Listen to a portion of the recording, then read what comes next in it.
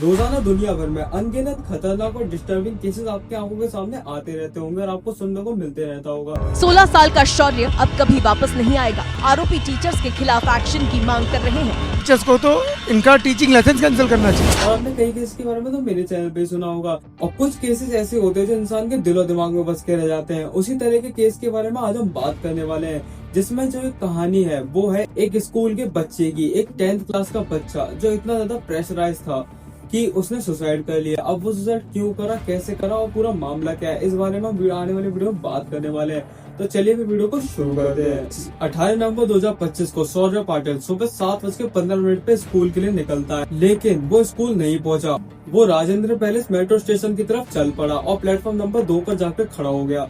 उसके ऊपर काफी सारे दिनों का स्ट्रेस बिल्डअप था और पूरी तरीके से फ्रस्ट्रेटेड था और जो भी हम कह सकते हैं उसके साथ बहुत कुछ उसके दिमाग में चल रहा था। और उसके क्लास के स्टूडेंट्स के हिसाब से पिछले 4 दिनों से एक टीचर उसे डेली धमकियां दे रहा था और एक टीचर ने तो उसे कई बार फिजिकली पुश भी किया था। अब सोचो, एक 16 साल के बच्चे को टीचर फिजिकली पुश कर रहा है और वो भी तब जब स्कूल का प्रिंसिपल उधर प्रेजेंट था। फिर करीब 2:45 पर शौर्य पाटिल ने मेट्रो स्टेशन पर जंप कर दिया ट्रेन के सामने और पुलिस ने फिर उसका बैग रिकवर करा, जिस बैग में उन्हें मिला था सुसाइड लेटर, जिसमें सिर्फ शब्द नहीं थे, उसमें थे उसका फ्रस्ट्रेशन, उसका गुस्सा, उसके खुद के लिए नफरत और टीचर्स के लिए नफरत, उसका दर्द और टीचर्स की बेरहमी उसके नोट में साफ झलक रही थी। और उसने ऑर्गन डोनेशन की भी बात करी थी और साथ में वो एक ही बात बार बार से कह जा रहा था कि प्लीज प्लीज प्लीज ऐसा किसी और के साथ मत होने दे, स्कूल के टीचर के खिलाफ कार्रवाई जरूर करना। FIR के मुताबिक शौर्य के पेरेंट्स ने स्कूल में पहले भी काफी सारी नॉर्मल कंप्लेंट्स करी थी, लेकिन उसका हरेसमेंट नहीं रुकता है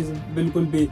और फिर लेकिन जब वो नहीं रहा तो फिर पेरेंट्स ने बहुत ज्यादा सख्ती से कार्रवाई शुरू करी और कुछ बच्चे मतलब कुछ स्टूडेंट्स और उसके पेरेंट्स स्कूल के बाहर प्रोटेस्ट पर बैठ गए और बहुत ही ज्यादा बवाल होने लगा। प्रोटेस्ट में वो लोग मांग रहे थे शौर्य पाटिल के लिए जस्टिस फॉर इम्पार्शियल इन्वेस्टिगेशन। और फिर पुलिस ने केस को रजिस्टर कर लिया अबैटमेंट टू सुसाइड के लिए।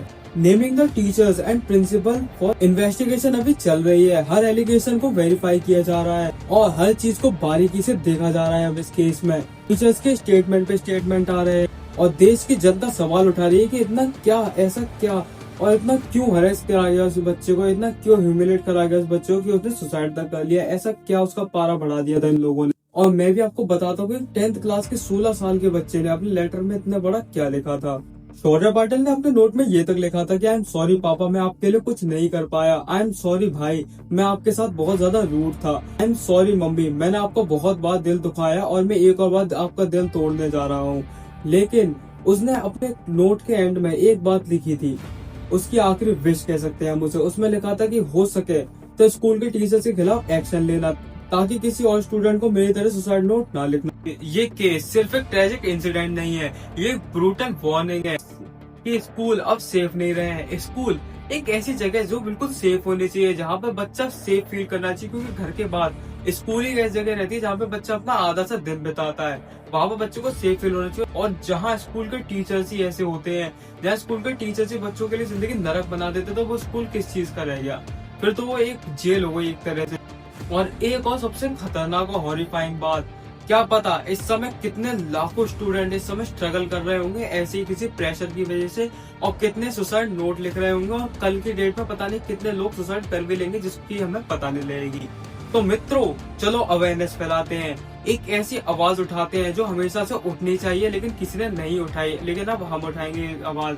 चलो वायरल कर दो इस वीडियो को, पहुंचा दो एजुकेशन सिस्टम तक। मैं रिस्क ले रहा हूँ, मेरा फेस दिख रहा है, कोई भी मुझे कुछ भी कर सकता है, लेकिन मैं ऐसा करने के लिए तैयार हूँ। तो चलो फिर आवाज उठाते हैं। जय हिंद, जय भारत।